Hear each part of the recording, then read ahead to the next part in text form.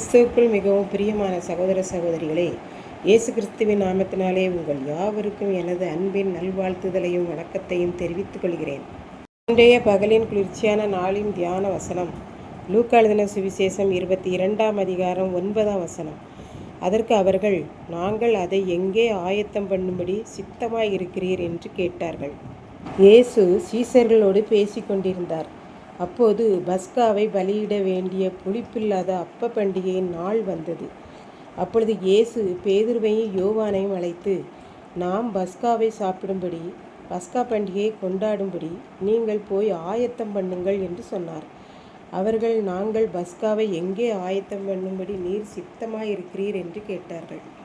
இன்றைக்கு நாம் எந்த காரியத்தை செய்தாலும், ஆண்டவரே, இந்த காரியத்தை நான் செய்யப்போகிறேன், இது உமக்கு சித்தமா என்பதை கேட்டு நாம் காரியங்களை செய்ய வேண்டும். இப்படி ஆண்டவருடைய உத்தரவை கேட்டு நடப்பது அவருக்கு பிரியமானது என்று பார்க்கின்றோம். அடுத்ததாக இயேசு பேதுரு யோவான் ஆகிய சீசர்களிடம், நீங்கள் நகரத்தில் செல்லும்போது குடம் நிறைய தண்ணீரை சுமந்து வருகிற ஒரு மனுஷன் உங்களுக்கு எதிரே வருவான். அவன் பிறகாலே போங்கள். அவன் எந்த வீட்டுக்கு செல்லுகிறானோ அந்த வீட்டுக்குள்ளே நீங்களும் சென்று விடுங்கள். அந்த வீட்டு தலைவனை பார்த்து, நான் என்னுடைய சீசர்களோடு கூட பஸ்காவை கொண்டாட, பஸ்காவை சாப்பிட தகுதியான இடம் எங்கே என்று போதகராகி இயேசு உங்களிடம் கேட்கச் சொன்னார் என்று சொல்லுங்கள். உடனே அவன் கம்பளங்கள் முதலிய விரிப்புகளெல்லாம் விரித்த மாடியில் உள்ள ஒரு பெரிய அறையை காண்பிப்பான்.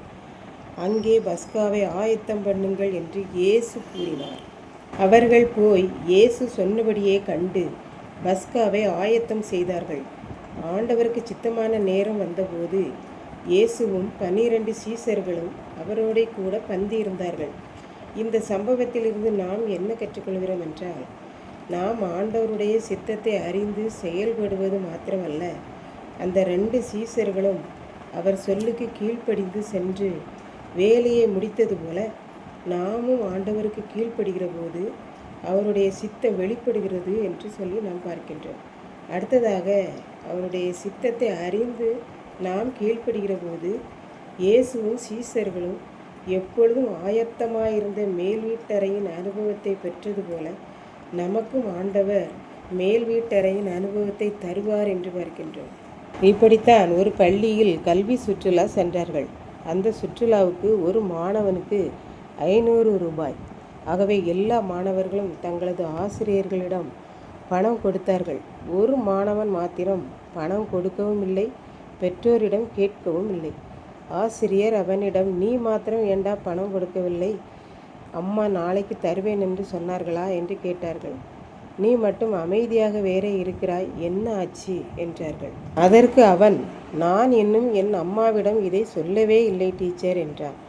ஏன், உனக்கு விருப்பமில்லையா என்று ஆசிரியர் கேட்டார். அதற்கு அவன், என் அப்பா அம்மாவுக்கு என்னை சுற்றுலா அனுப்புவதில் விருப்பம் இருக்கிறதோ இல்லையோ என்று எனக்கு தெரியவில்லை.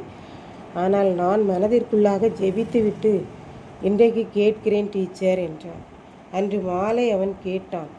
அவன் அம்மா சொன்னார்கள், மகனே, சந்தோஷமாய் போய் வா, நான் சுற்றுலாவுக்கு 500 ரூபாயும் நீ அங்கே செலவு பண்ணுவதற்கு 500 ரூபாயும் தருகிறேன் என்றார்கள். இப்படித்தான் நம் ஆண்டவரும் நம்மிடத்தில் எதிர்பார்க்கிறார். இந்த மாணவனைப் போல நாமும் ஆண்டவருடைய விருப்பத்தை அறிந்து செயல்படுகிற போது பஸ்காவை ஆசரிக்க இடம் கிடைத்தது மாத்திரமல்ல, கம்பளங்களை விரித்து ஆயத்தமாக்கப்பட்ட அறையும் கிடைத்தது போல நமக்கு எந்த செயலை செய்வதற்கும் வழிகள் கிடைப்பது மாத்திரமல்ல, சிக்கல் இல்லாத வழிகள் திறக்கப்படும் என்பதை நாம் இதிலிருந்து கற்றுக்கொள்கிறோம். இதை கேட்டுக்கொண்டிருக்கும் எனக்கன்பானவர்களே, இன்றைக்கு நமக்கு ஆண்டவருடைய சித்தம் இருந்தால்தான் ஒரு காரியத்தை செய்ய வேண்டும் என்கிற எண்ணம் இருக்கிறதா? அவருடைய சித்தப்படி நாம் செயல்படுகிற போது பஸ்காவின் ஆயத்தத்திற்கான பாதைகள், ஆயத்தமாக்கப்பட்ட சுத்தமான வீடு எல்லாம் கிடைத்தது போல நமக்கும் நாம் செய்கிற செயல்களுக்கு வழிகள் திறக்கப்படும் என்பதில் சந்தேகமில்லை. அப்படி நாம் கர்த்தருடைய சித்தத்தை அறிந்து செயல்படுவோம். கர்த்தர் தாமே நம்மை ஆசீர்வதிப்பாராக. ஆமன். ஜெபம். அன்பின் ஆண்டவரே, இந்த அருமையான நல்ல நாளுக்காக நன்றி செலுத்துகிறேன். இப்போதும் இதை கேட்டுக்கொண்டிருக்கிற ஒவ்வொரு பிள்ளைகளும் உம்முடைய சித்தத்தை அறியவும் வாய்ப்புகளை பெற்றுக்கொள்ளவும் கிருபை செய்தரணும். மீட்பர் இயேசு கிறிஸ்துவின் நாமத்திலே தாழ்மையோடு வேண்டிக் கொள்கிறேன் பிதாவே. ஆமென்.